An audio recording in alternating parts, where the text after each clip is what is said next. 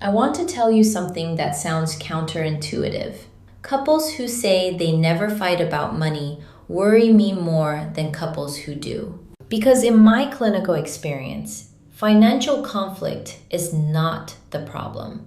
Financial silence is. The couples sitting in my office 5 years into a difficult marriage aren't the ones who fought about money. They're the ones who never got close enough to the real conversation to disagree about it. Today, I'm going to change that for you. By the end of this video, you will have 3 specific conversations with the exact questions to ask that will tell you more about your financial compatibility than any budget spreadsheet ever will. Let me tell you about J and R first.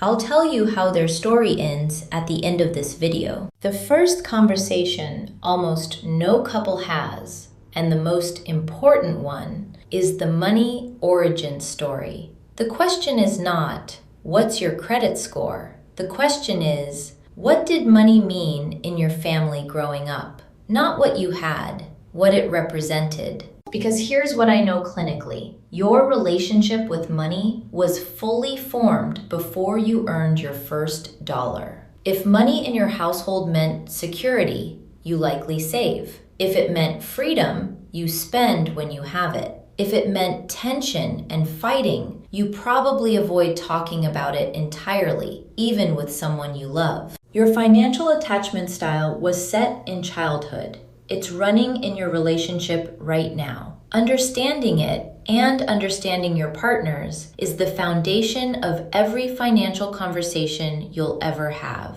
The question to ask this week: what did money mean in your family growing up? Not what you had, what it meant. That distinction is everything. J and R came to see me 6 months before their wedding.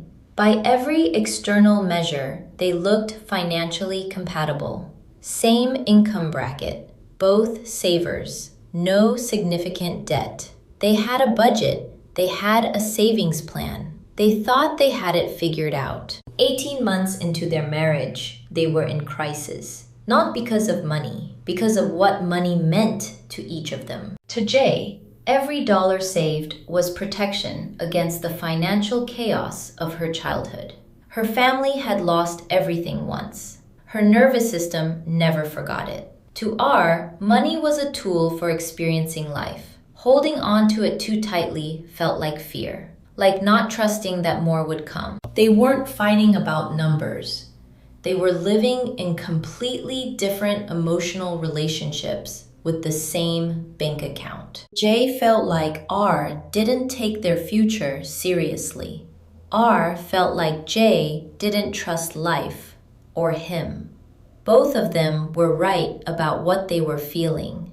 Neither of them understood what was driving it. The second conversation, the debt disclosure. And I'm going to say something that surprises most couples. Financial secrets are one of the top predictors of marital conflict, not the debt itself, the hiding.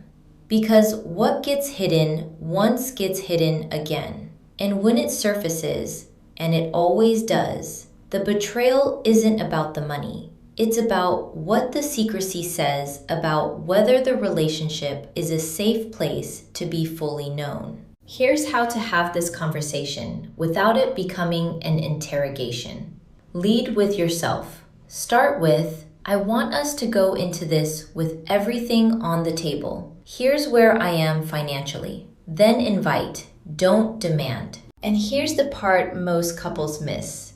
It's not about the number. It's about the story behind the number. Ask your partner, what's your relationship with this debt? Do you have a plan? Does money bring up shame or anxiety for you? And can we talk about that together?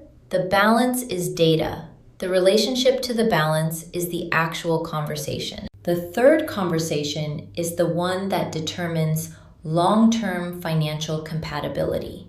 Ask your partner, when will we have enough? What does financial security look like to you, specifically? One of you might say, I'll feel secure when we have 6 months of expenses saved. The other might say, I'll feel secure when we own our house outright. Those are not the same answer. And if you don't know that before you merge your finances, you will feel that mismatch every single month. There's no right answer. There is a conversation that needs to happen. And it's not once. It's a recurring conversation as life changes, as your income changes, as your family changes, as your fears change. The couples who build real financial intimacy don't have one money talk. They make financial honesty a standing practice. I know what some of you are thinking right now. We talk about money all the time. We have a budget. We're fine. Here's my clinical challenge to that. Talking about numbers is not the same as talking about what money means.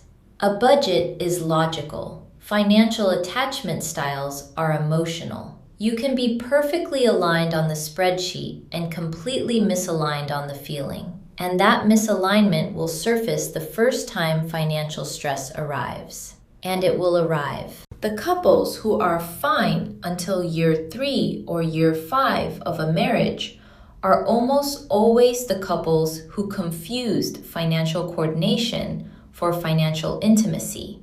They knew each other's numbers. They didn't know each other's fears. Check both. J and R did the work. They had all 3 of these conversations over about 3 sessions. And what they discovered was something simple, but it changed everything. They weren't incompatible. They were uncommunicated. J needed to say, "This is what financial safety feels like to me and why." R needed to say, "This is what financial trust feels like to me and why." Once those 2 things were said out loud, they had something to actually build from. Subscribe if this is the kind of conversation you want to keep having. The free Blueprint Compatibility Assessment is in the description. It gives you a personalized result across 5 domains, including financial compatibility. My book, Love Match, goes deeper into everything covered here. Link below. Love connects you. The blueprint protects you.